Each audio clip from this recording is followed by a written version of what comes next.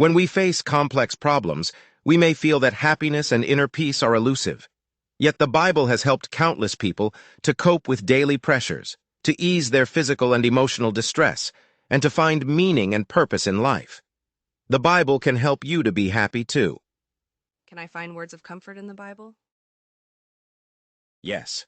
In Romans 15:4, consider some examples of Bible passages that have comforted many who are dealing with difficult situations and troubling emotions. According to Romans 15:4, all the things that were written beforehand in the Bible were written for our instruction, so that through our endurance and through the comfort from Scriptures we might have hope.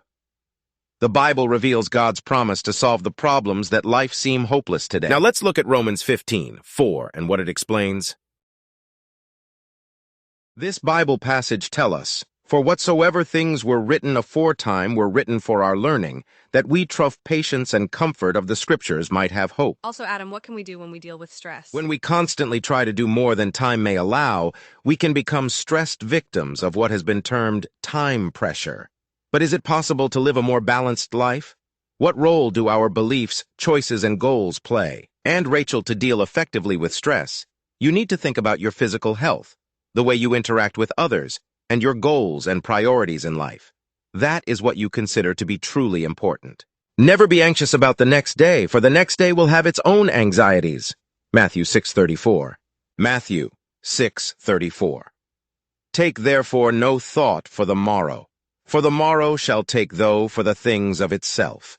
Sufficient unto the day is the evil thereof. Yes, absolutely. This is why it's so important to know how to manage our stress, because leading a balanced life is good for our mental and physical health.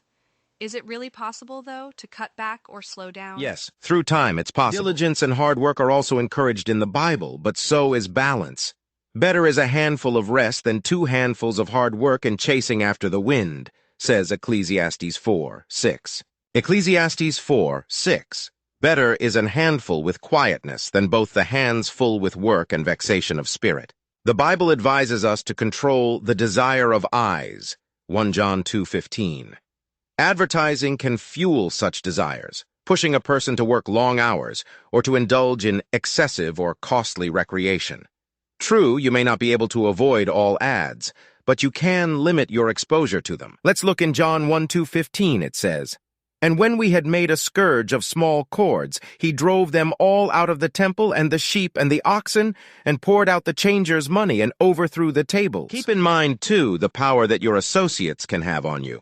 If they avidly pursue material things, or if they measure success in material terms, you may be wise to seek out friends who have better priorities. The one walking with the wise will become wise, the Bible says, Proverbs 13:20. Proverb 13:20 says, "He that walketh with wise men shall be wise, but a companion of fools shall be destroyed." Set your priorities. The Bible says, "The one trusting his riches will fall," Proverbs 11:28. Proverbs 11:28. "He that trusteth in his riches shall fall, but the righteous shall flourish as a branch." This is an absolute true, Adam, and this is why researchers cite money problems as a common factor in marital strife resulting in divorce. Money problems have also been a factor in suicide. For some people, money is more important than their marriage vows or even their life. In contrast, those who have a balanced view do not put their trust in money. Instead, they recognize the wisdom of Jesus' words. Event when a person has an abundance, his life does not result from the things he possesses. Luke 12:15. Luke 12:15 says, "And he said unto them, Take heed, and beware of covetousness, for man's life consisteth not in the abundance of the things which he possesseth." It's important to ask yourself, how do you view money? A self-examination might alert you to the need to acquire a balanced view of money. Are you attracted to get-rich-quick schemes? Do you find difficult to be generous with money? Do you tend to make friends with people who constantly talk about money and the things they own? You resort lying or to other unethical practices in order to make money? Money make you feel important? You always thinking about money?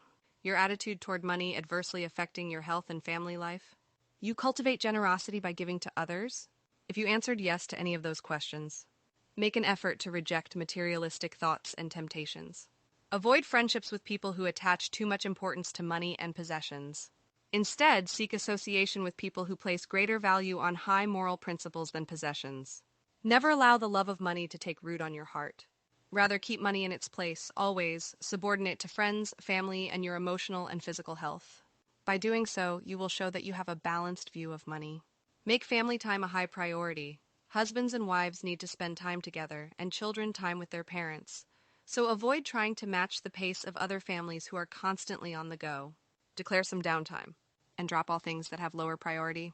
When your family is together, do not let television, cell phones, or other devices isolate you from one another. Share at least one meal together each day, and use mealtimes to talk as a family. When parents heed that simple advice, their children enjoy greater well-being and do better at school. For more videos like this, don't forget to like, comment, and subscribe to our channel. Also, make sure you ring the notification bell for each time we upload new videos. Remember, God love you guys, and see you in the next one.